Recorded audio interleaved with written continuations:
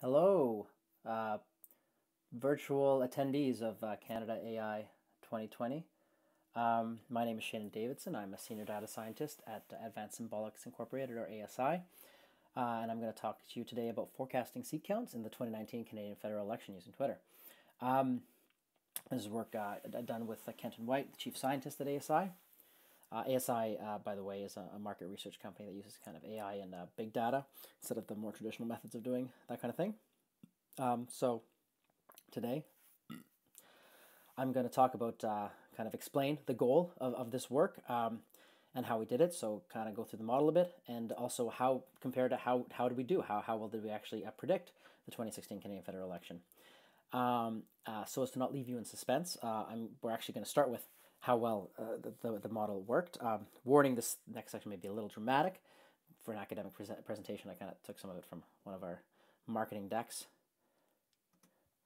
So everyone else was saying the election was not predictable. And so basically this is some results from other pollsters, traditional pollsters out there. Here's kind of the CBC's take on it. Conservative Liberals in dead heat on final day of the campaign. The Conservatives and Liberals being the two main parties in contention to win the most recent election. And so essentially everyone's saying, oh, we can't figure it out. It's basically a tie going in. Who knows what will happen? So, however, Polly knew the Liberals would win, it says here. And so just to give you some background, Polly is the kind of the marketing name we give our AI, so it has kind of a personality. And this is the CEO of our company, SI, Aaron Kelly, on a show called The Agenda, which is a current affairs show, the current affairs show for Ontario's public broadcaster. Let's see what she's going to say. The election is 3 days away. 3 days is actually a long time in politics. So let me just ask, if the election were to happen today, what would happen? You're wearing red for a reason. Yes. You're wearing red for a reason. Yes, I chose these colors on purpose because what Polly is telling us is that it's going to be a Liberal government. A Liberal minority government? A Liberal minority government. What percentage does it put on that? She's 77% confident. The probability is 77% that it'll be a Liberal minority government, and about 5% chance of it being a Liberal majority government. So I just want to say I feel kind of happy that I got probabilities on TV. The media sometimes a bit wary of putting numbers like that out there, so I feel like that's a little victory. But the important thing to take from this is that we were making a pretty strong prediction. We were quite certain it would be a Liberal minority government when everyone else was saying, well, who knows what's going to happen. And so let's see what actually happened. The Liberals won a minority government. Phew! Okay, it was a big relief, I got to say, personally, for me when it actually happened like we said. Of course, we were very confident, but and to get more into exactly what happened, so here's the results. I took this from CBC's website. So if we look at the big numbers, we see the Liberal Party got 157 seats, and the Conservatives got 121 seats. So the Liberals definitively won by a bunch of seats. And if we compare to actually our specific prediction, this was so 2 days before the election. This was kind of our last public prediction we made. And we said the Liberals would get 155 seats, most likely, and the Conservatives get 118 seats, most likely. So close, so 100, within a few seats of the actual eventual seat total. So we felt pretty good. We made a pretty accurate prediction here. I should say this is the commercial model of the here that I'm showing the results for, because that's what we were kind of putting out publicly, and the model presented in the paper, and I'm showing here, is a bit more simplified. I give the numbers for the model that the simplified model would have given in the paper, but they're basically the same, off by 1 or 2. So you would think that pollsters would feel, oh, geez, we really didn't get this right at all. But in fact, here's I'm showing a tweet from Nick Nanos, who's a prominent pollster, congratulating all his colleagues for saying, it was a close race, and that's what actually happened. And here's Eric Grenier, who is the kind of the reporter covering polls for the CBC, saying, Canada's pollsters nailed the outcome of the federal election, but they said it was going to, kind of be pretty much a tie. Well, okay, so to explain how the pollsters could be right and still not really be predicting the election quite right, we have to get a bit into the weeds of how Canadian elections work. So, going back to that chart I showed before, remember I showed the number of seats in this big number, 157 for the Liberals, 121 for the Conservatives. But if we look over to the right side of the chart, we can actually see the number of votes nationally that were received by each party. And if you look there, both parties got about 6 million votes. And in fact, the Conservatives actually got more votes than the Liberals. They got 34.4% of the vote, while the Liberals got 33.1% of the vote. So we see the pollsters, when they said, the Liberals and the Conservatives are really, really close, well, they actually did end up being about a point within each of each other. So it was quite close. That just happens that those numbers didn't actually tell you who won the election. In fact, if you predicted exactly who had the most votes, you would have predicted the election went wrong. So to figure out how this can be, we have to look a bit into how our parliamentary system works. So in Canada, you win an election by winning the most seats. So and that by winning a seat means you win a local election. So in one of the 338 local regions called ridings that we have in Canada. So in each one of the ridings, and I'm showing a map here of the 338 ridings we have in Canada, they're divided up. So there's about a similar number of people, about 100,000 people in each of the ridings. And in each of those ridings, the party will put forward a local candidate for election. And whoever of those local candidates in that local election gets the most votes, not the majority, but the most votes there, wins that local election. And then whichever party wins the most of these local elections, they're going to be, most of the time anyways, the party that forms government. And so let me just dive into some of these local elections just for a second to give you an example of how it happened in the last election. So here I'm showing the results for a riding called Kenton, which is right here in Ottawa, where the virtual AI conference is taking place.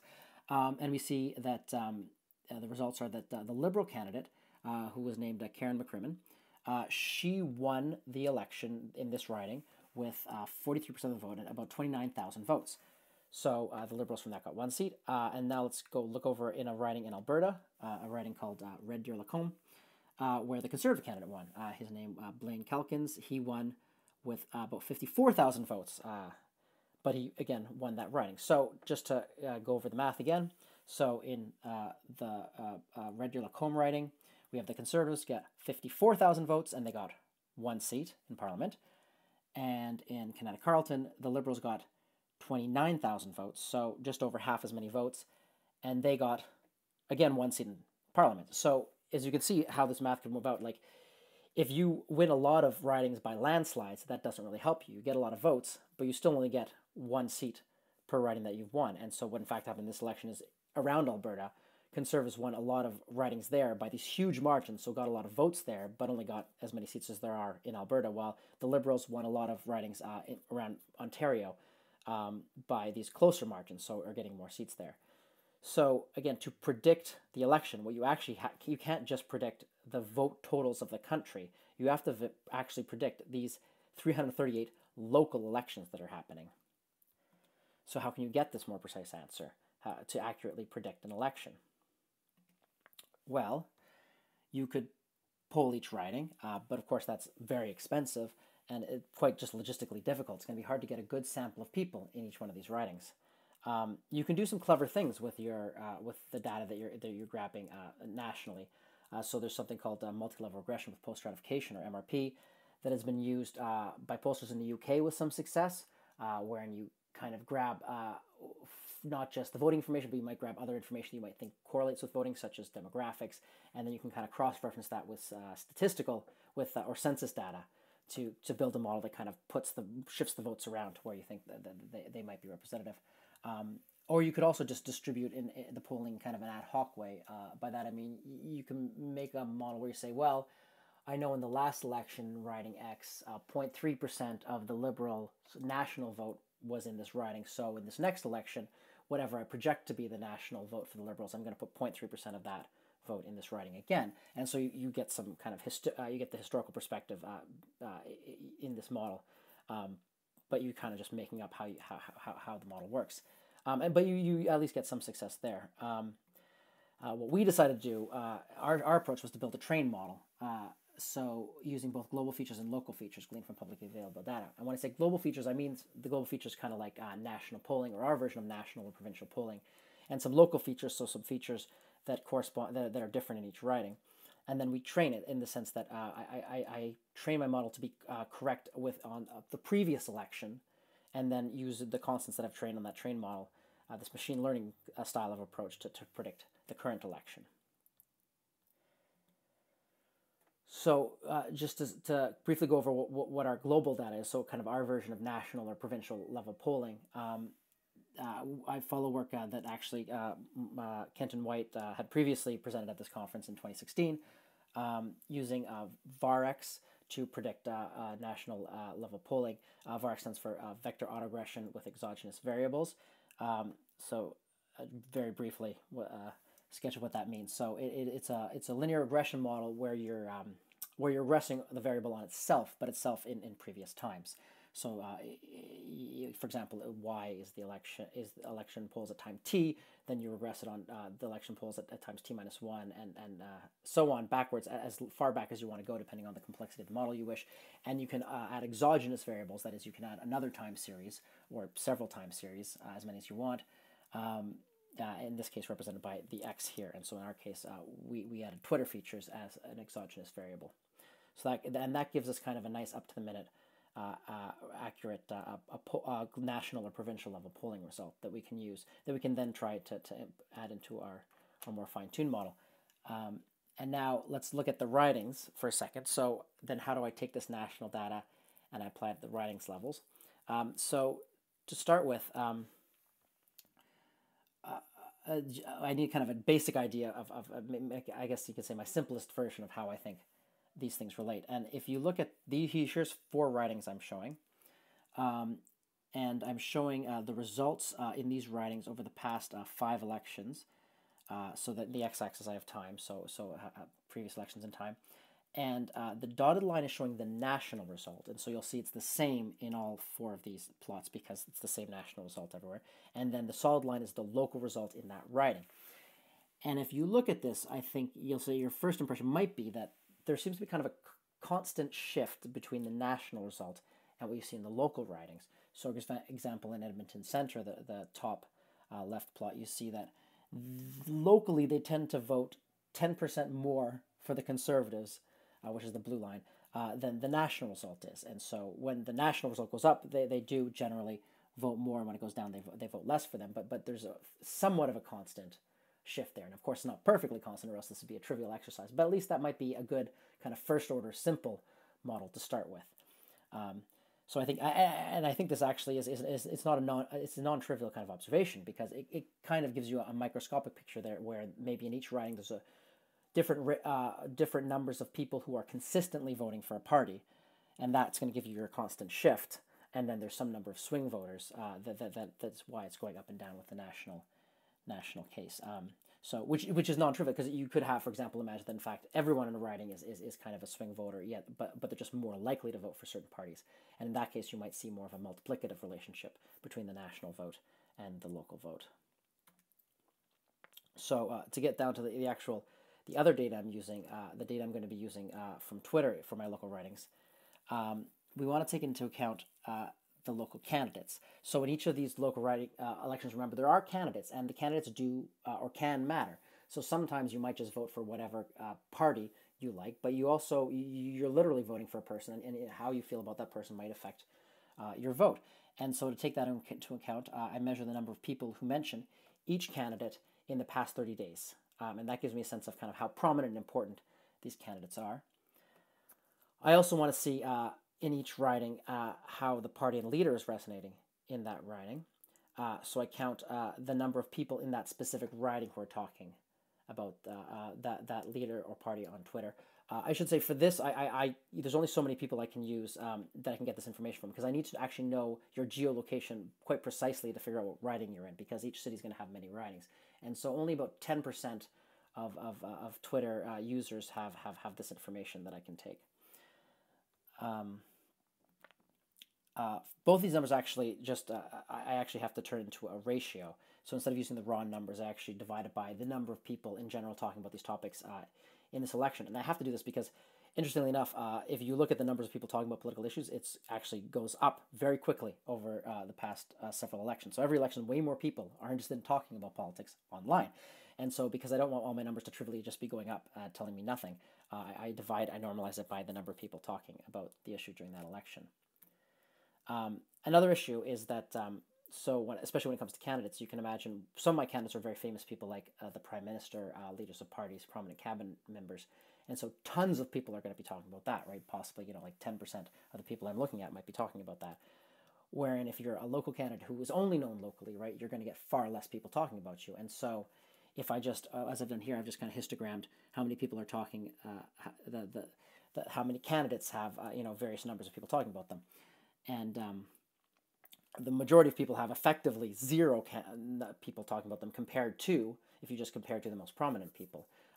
But I still want to get some resolution on the people who, a local candidate, maybe only 10 people are talking about one local candidate, maybe 100 people are talking about another local candidate. That difference between 10 and 100 people is still important, even though it's puny compared to, maybe the 10,000 people talking about the prime minister. And so I simply take the log transform of these numbers to get a distribution that's more well spaced out, and it allows me to see the differences between these local candidates who are less famous. So then, in terms of the actual model that I end up using to predict a specific riding electoral results, I use a simple linear regression. I do this for a number of reasons. One, I'm using this kind of simple model. It's not very sexy, kind of complex machine learning model, but I also am terrified of overfitting because I don't have that much training data. I'm only training on previous elections, so I really want to keep the model simple for that reason, so that I lower the risk of that I'm overfitting my model.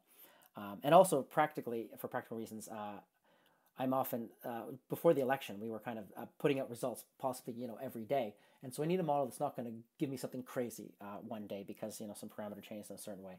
So linear regression models, I have some confidence in is less likely to go off the deep end and give me a crazy result.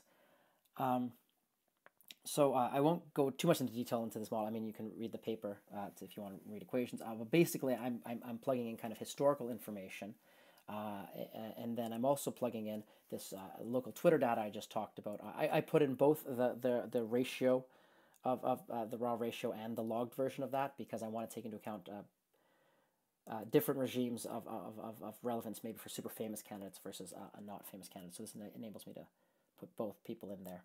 Both types of candidates data in there, and then to make my my final prediction, because what I actually care about is not this the model in the previous slide was giving me the ratios in each particular riding of actual votes, but what I really care about is which party is going to win the riding, and thus which party is going to win the most seats overall. And so I could naively just assign whoever the model said had the most seats, or sorry, the highest vote in that riding, say they won the vote. But of course, there's tons of uncertainty in my model.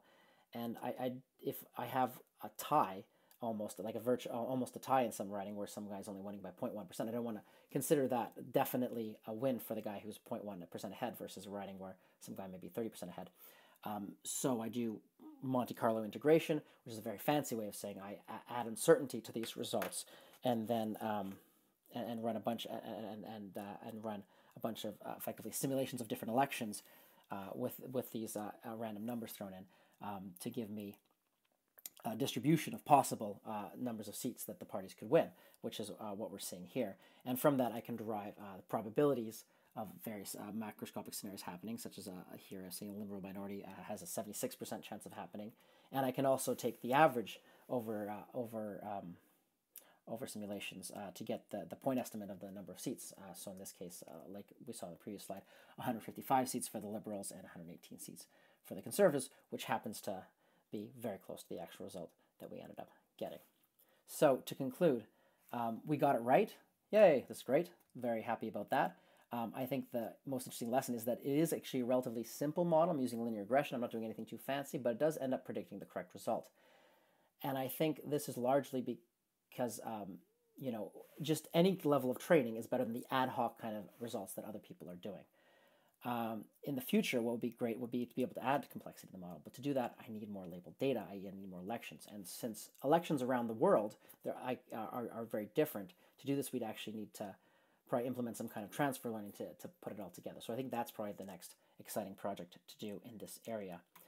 So I'm very happy to take questions from anyone out there virtually over the conference. I don't know how that's going to work. You can also always reach me by email, shainen@gmail.com. So thank you very much for listening to my presentation.